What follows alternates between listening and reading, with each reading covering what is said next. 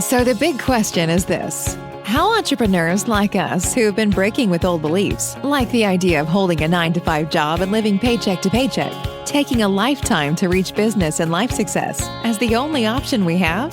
How do we grow our business in a way that lets us highly service our customers, getting our products and services and the things that we believe in out into the world without diluting our life but enhancing it and taking the journey of internal and external growth?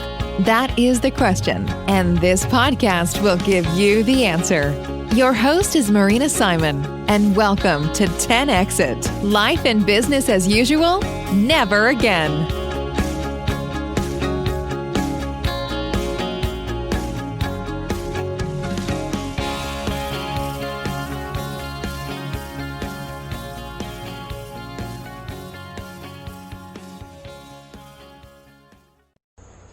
Hi guys! When you look at your website, does it look like a psychedelic acid trip? Why am I asking this? What perception do you have when you open your website? If you have the viewpoint of a new customer of yours, whatever if it's a service or it's a product, whatever you do in order to serve your ideal customer, you open your website, what kind of emotion do you get? Do you get happy? Do you want to just get away from it? Do you enjoy it and makes you peppy? Do you say, what is it that this guy sells? Does it make you confused? Okay, so here is something really, really precise and short I want to talk to you about today. Are you using the right graphics and colors in your website or even in your advertising? Do your graphics add to the message? Right? If you are, let's see, a chiropractor, right? Do you see something relating to your products? It will be a spine, a back, a neck, anything that is related. If you put a graphic of a soft drink in a chiropractic, website or advertisement, it's kind of interesting, unless it's related, right? Do you have any graphics at all? Is it just text and letters and concepts and, nothing that gives the person reality of what are you selling? If you do have graphics, do you raise the emotion of the people when you see them?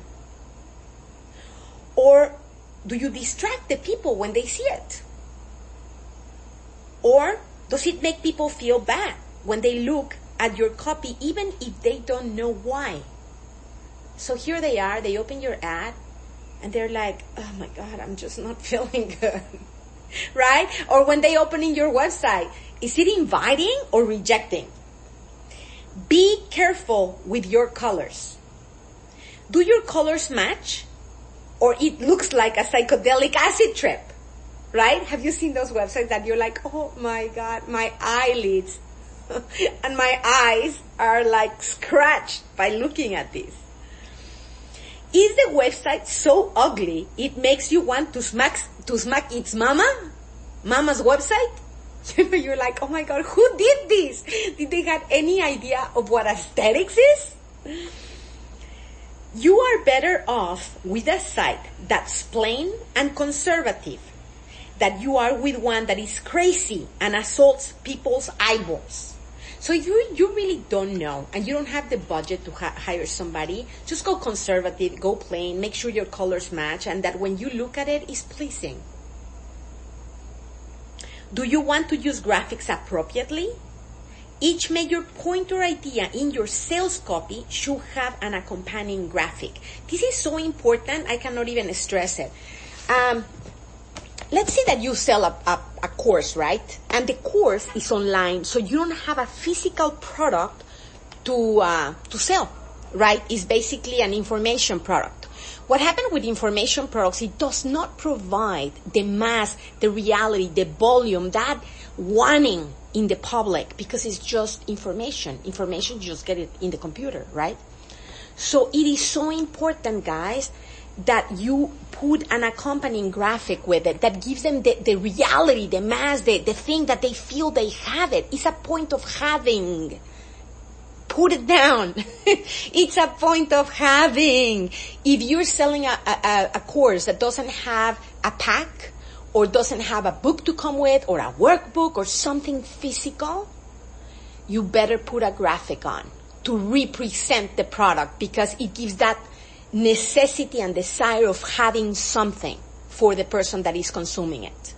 So it's so easy. If you guys don't have it, there's many websites that do this. One between them is Fiverr.com, and there's God, I forgot the name of the others. There's a couple of them out there. My point is, give it to the experts. Sometimes it is, you can only pay like $25, sometimes even $5 to create you a product, not joke. You just have to look around, and sites like these ones will give you really amazing products. I've gotten some good products out of them. And most importantly, make sure that you do have a accompanying product, and that is sexy. That when the person looks at it, wants to buy it and wants to have it. You need to create a want in your public. And I wanted to visit some websites, right? Believe it or not, last time, and I wasn't really aware of that, YouTube shut me down because I mentioned a couple of brands that I shouldn't have. So it seems that there's, it's a no-no in their regulations. So this time I won't mention brands, right? But I'm going to visit a couple of websites. So I'm visiting a coffee website that you might know, which is very big, right? And I want to do this drill with you, even if it's just brief. So it has really, when you come in, it has really soft colors, right? Green and some other colors that go with green. Accentuates the products. It has graphics on the product. It displays the drink with a graphic. So you know what is that pumpkin latte, right? You can see it there and you say, wow, that's yummy, or, muffin, or whatever they're selling, right? Let's go into another website without mentioning names. And I'm going to big websites because I just want to say it has something that represents the product, and the graphics are sexy, right? So I'm going to a sports website, and it has really, good pictures about sport people. Great pictures, right? In action. The colors match. Enough graphics that balance the fury. And it's smooth. When I open it up, I feel attracted and invited to come in. Let's see another one. Let's see, what else? Let's see. A computer one, you might know, which I'm visiting. So let's see, interesting. It has beautiful colors, display of its products, like really giving you the graphic, like sexy. You want to have those products. You want to have that phone. You want to have that computer. It's sexy, right? And the colors match. It's simple. It's clean. Let's see. Let's go to a cosmetics for the ladies. Let's see.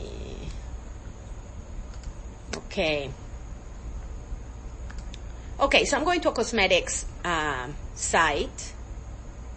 It's gorgeous. The colors, the display, the pictures, the product is sexy. Sexy. When you see it, God, you want to have it. You're like, oh my God, if I'm going to look like that model, I want it right now.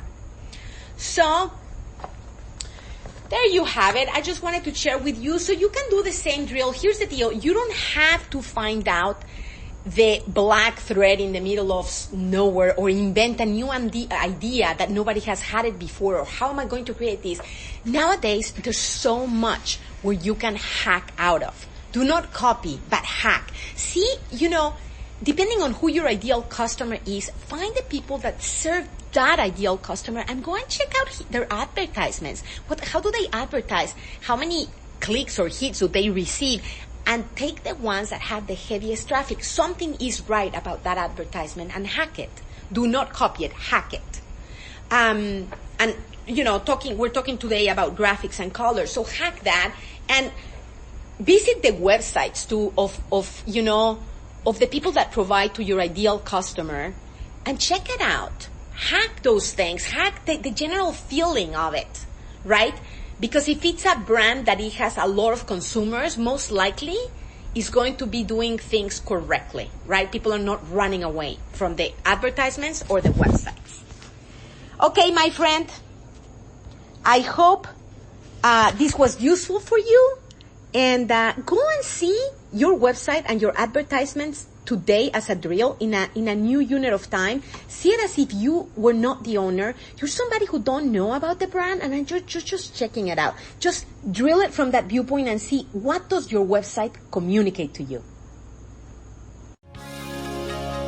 Thanks for joining us today on 10 Exit. Life and business as usual? Never again. We love always hearing from you. Please feel free to send Marina an email, marina@marinasimonbrand.com. Your input and comments are always welcome, the good, the bad, and the ugly. And if you like the podcast, you can always subscribe to it. Remember, the best way to predict the future is to create it.